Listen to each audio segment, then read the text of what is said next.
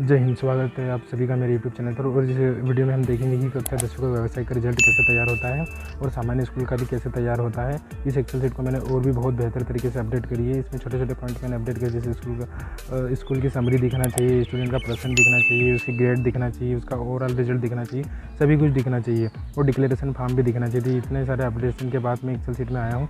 Please आप इस video को पूरा देखें, अंत बीच में छोड़ के ना जाएँ, अंत तक पूरा देखें।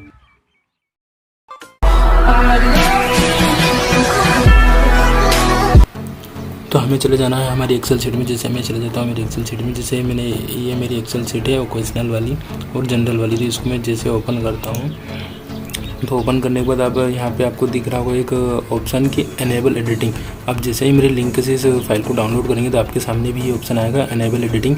इसको आप ओके कर दीजिए, क्योंकि इसको ओके नहीं करेंगे तो आप जब तक कुछ भी आप आपकी स्कूल की जानकारी इसमें पुट नहीं कर पाएंगे। और फिर मेरे पास कमेंट आते हैं कि सर इसमें तो आपकी स्कूल का ही नाम आ रहा है, हमारा स्कूल का नाम ही नहीं एंटर हो रहा है। तो इस एनेबल एडिटिंग को आपको ओके कर देना है। ओके कर देने के बाद देख लीजिए कुछ प्रोसेस होगा और ये फाइल एडिट के लिए तैयार हो जाएगी। आप यहाँ आप आपकी स्कूल का नाम डाल सकते हैं। तो हम चलते हैं हमारे मेन टॉपिक की ओर कि हमने इसमें क्या क्या मॉडिफिकेशन करे हैं। मॉडिफिकेशन है तो आप यहाँ पे ये आपकी बेसिक डिटेल डालने के बाद स्टूडेंट डाटा में स्टूडेंट के मार्क पुट कर दीजिए। तो जैसे मैंने यहाँ पे 3 स्टूडेंट के मार्क पुट कर रखे हैं, आपको दिख रहा होगा 3 स्टूडेंट के मार्क पुट मैंने यहाँ कर रखे हैं। और यहाँ पे सारे ड्रॉप डाउन मेन्यू दे रखे हैं कि वो उसकी कैटेगरी चुनने के लिए, उसका जेंडर चुनने के लिए।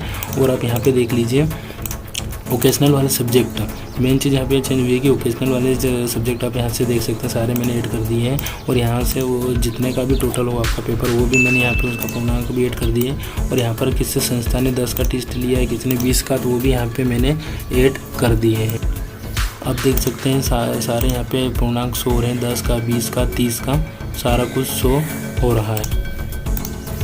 तो फटाफट से हम देख लेते हैं। मैंने 3 स्टूडेंट का डाटा यहाँ पे फिट कर दिया है। 3 स्टूडेंट का डाटा फिट करने के बाद आप देख लीजिए ऑटोमेटिकली यहाँ पे कन्वर्ट तो हो गया है, पूरा कन्वर्ट हो गया 50% में, 30% में, 20% में और 50, 30, 20 में भी कन्वर्ट हो गया है। और कुल प्राप्तांक भी आ गया है और प्रोग्राम के अनुसार भी आ गया। तो अब अगली सीट पे हम चलते हैं सब्जेक्ट वाइज मार्क में। तो आधी भार के अनुसार भी कन्वर्ट होके आ गया है हमारी सारे सब्जेक्ट वाइज ये कन्वर्ट होके आ गई है यहाँ से सीट्स में ऑटोमेटिकली।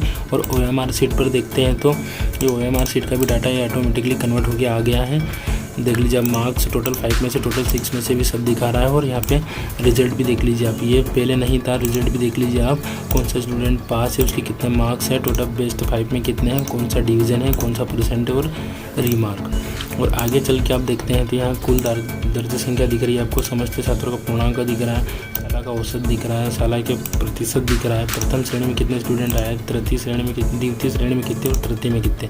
तो इतने मॉडिफिकेशंस मैंने इसमें किए हैं। यदि आपको वीडियो अच्छा लग रहा है तो प्लीज़ इस वीडियो को लाइक करें और हमारे चैनल को सब्सक्राइब करना ना भूलें। आप चैनल को सब्सक्राइब करने के लिए इस यूट्यूब आइकन पर क्लिक करके भी आप रीडायरेक्ट मेरे चैनल पर जा सकते हैं। उम्मीद है आपको ये वीडियो अच्छा लगा होगा। अगर अच्छा लगा है तो प्लीज़ इस वीडियो को शेयर करना ना भूलें।